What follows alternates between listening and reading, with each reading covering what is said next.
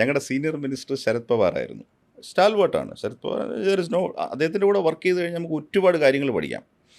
അപ്പം അദ്ദേഹത്തുമായിട്ട് നേരിട്ട് വർക്ക് ചെയ്യാൻ പറ്റുന്നുണ്ടോ? പറ്റും. കാരണം എന്ന് പറഞ്ഞാൽ ഞങ്ങൾ ഈ IAS കൺട്രോൾ, അഡ്മിനിസ്ട്രേറ്റീവ് കൺട്രോൾ എപ്പോഴും സീനിയർ മിനിസ്റ്റർക്കായിരിക്കും. ഇപ്പോൾ ഞാൻ ജൂനിയർ മിനിസ്റ്റർ കൂടെ ആണെങ്കിൽ ഞാൻ വാസ്തവത്തിൽ അദ്ദേഹത്തിൻ്റെ അടുത്താണ്, ക്യാബിനറ്റ് മിനിസ്റ്ററിൻ്റെ അടുത്താണ്. അപ്പോൾ മാത്രമല്ല അദ്ദേഹത്തിന് എന്നോടൊരു വാത്സല്യമായിരുന്നു. ഇൻ ദ സെൻസ് ഒരു വിവരമില്ലാത്തൊരു ചെറുക്കൻ കേരളത്തിൽ നിന്നോട് ഇരിക്കുന്നത്, അത്തരത്തിലുള്ളൊരു വാത്സല്യം നമ്മളോട്.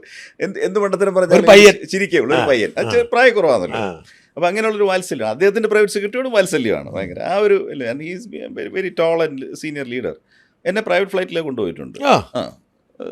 പൂന ഡൽഹി സെക്ടറിലുള്ള സമയത്ത് നമ്മളെ വലിച്ചതിനകത്ത് കയറ്റും. ചുമ്മാ പോരാ പറയും വർത്താനൊക്കെ പറഞ്ഞിരിക്കാൻ. അല്ല, അത്രയ്ക്ക് നമുക്ക് എടുക്കാനൊക്കത്തില്ല. കാരണം അദ്ദേഹത്തിനോടൊപ്പം എപ്പോഴും ഒരു വലയുണ്ട്. ഈ വിൽ ബി ബിസി. അന്ന് വേറൊരു കാര്യം കൂടെ ഉണ്ട്. അദ്ദേഹം ഇന്റർനാഷണൽ കൗൺസിൽ ഫോർ ക്രിക്കറ്റിന്റെ ചെയർപേഴ്സൺ, ICC. അപ്പോൾ ഞാൻ പറഞ്ഞു വന്ന പോയിന്റ് ഇതാണ്. അപ്പോൾ ഒരു സ്റ്റേജിൽ തോമസ് സാറിന് മനസ്സിലായി ഇത് മുതലാകത്തില്ല, ഇവിടെ കയ്യിൽ നിന്ന് കാശ് കൊടുത്ത് മന്ത്രിയായിട്ട് വർക്ക് ചെയ്യുകയാണ്.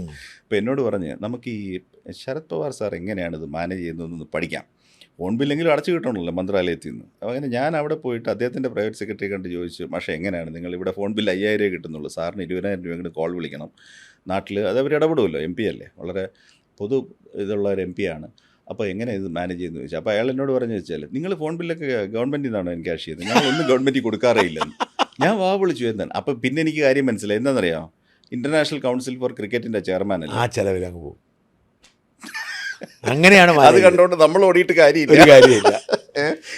അതാണ് സിറ്റുവേഷൻ. അപ്പോൾ MP യുടെ കാര്യം ഇങ്ങനെ തന്നെ. നല്ല പക്ഷേ MP ക്ക് നല്ല പ്രതിഫലവും ആനുകൂല്യങ്ങളും ഉണ്ട്, നല്ല സൗകര്യങ്ങളുണ്ട്. പക്ഷേ ഹാർഡ് വർക്ക് ചെയ്യണ്ടേ. കാരണം ഇപ്പം മലയാളം മാത്രം അറിയാവുന്ന ഒരാൾ ഡൽഹിയിൽ വന്ന് പെട്ട് കഴിഞ്ഞാൽ, എന്നോട് KP ധനപാലൻ ചേട്ടനെ ചാലക്കുടി ചേട്ടൻ MP ആയിരുന്നു ആ സമയത്ത്.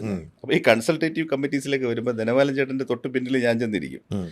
അപ്പോൾ ധനപാലൻ ചേട്ടനിലെ ബണ്ടിൽ, പാർലമെൻ്ററി ബണ്ടിൽ അങ്ങോട്ട് പൊട്ടിച്ച് നോക്കി കഴിയുമ്പോൾ മൊത്തം ഹിന്ദിയിലുള്ള നോട്ട്സാണ്. ധനപാലൻ ചേട്ടൻ ചായ കുടിയും കുറേ നേരം എന്നെ നോക്കിയിരിക്കും. അപ്പോൾ ഞാൻ ചോദിച്ചു, എന്താ ബോറടിച്ചോ എന്ന് ചോദിച്ചാൽ, ഉള്ളത് പറയാലോ. എനിക്ക് അന്ന് നമ്മുടെ ഇരിഞ്ഞാലക്കുട ഭാഗത്തു നിന്ന് എവിടുന്നാണ് MP, ചാലക്കുടി ഭാഗത്തു നിന്നാണ്. അപ്പോൾ എന്നോട് പറയാം, ഉള്ളത് പറയാലോ, മുനിസിപ്പൽ ചെയർമാനായിട്ട് കിട്ടിയിരുന്നെങ്കിൽ ഞാനിത് കളഞ്ഞു വെച്ചങ്ങ് പോകാമായിരുന്നു. കാരണം ഈ ബണ്ടിൽ എന്ത് ചെയ്യാനാണ് ഇതിനകത്ത്. ഇപ്പോഴും ട്രാൻസ്ലേഷൻ ഇല്ലേ? ഇപ്പം മാറ്റം ഉണ്ടെന്ന് തോന്നുന്നു. കൂടുതൽ മെറ്റീരിയൽ ഹിന്ദി തന്നെ ആയിരിക്കും. നോട്ട്സ് കുറേ ഇംഗ്ലീഷിൽ വരും. ഇനിയിപ്പോൾ ഇംഗ്ലീഷിലും അത്ര ഫ്ലുവൻ്റ് അല്ലെങ്കിൽ സംസാരിക്കാനുള്ള അവസരങ്ങളും കുറവായിരിക്കും. ആ മീറ്റിങ്ങിൽ 2 ആളുകളും ഹിന്ദിയിൽ അധികം ഫ്ലുവൻ്റ് ആയിട്ടങ്ങ് സംസാരിക്കുക. അപ്പോൾ അത് മൊത്തം മനസ്സിലായില്ല.